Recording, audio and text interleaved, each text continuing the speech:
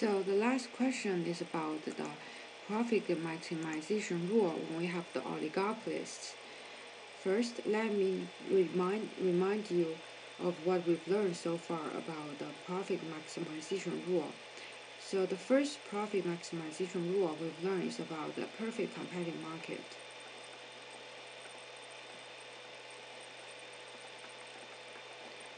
So we have the price equal to marginal cost equal to marginal revenue. So this is our perfect profit maximization rule. We have the perfect competitive market. How about monopoly? So for the monopoly, we have the price more than the price larger than the marginal cost equal to marginal revenue. So the marginal cost equal to marginal revenue is our profit maximization rule. But we have the price larger than the marginal cost, since for the monopoly in the long run, it still can earn a profit. How about the oligopoly? So for the oligopoly,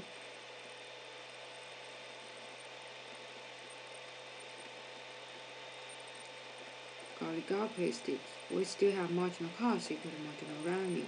So this is the rule of thumb to help us to calculate the profit maximization output and price. So now let's look at question.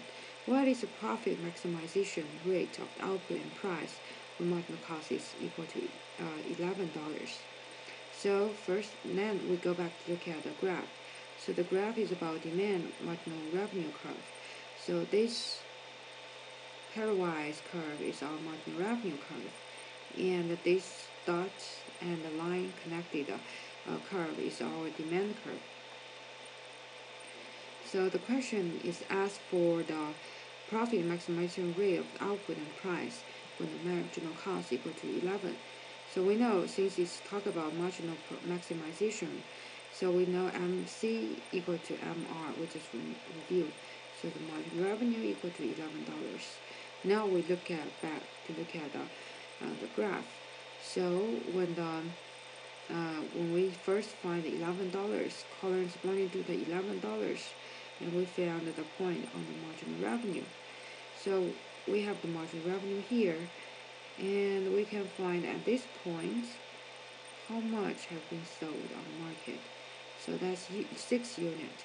So the 6 unit is the equilibrium demand. How about the price? So in order to find price, we need to go back to look at our demand curve. So when we have the market demand is 6, and the corresponding price is here,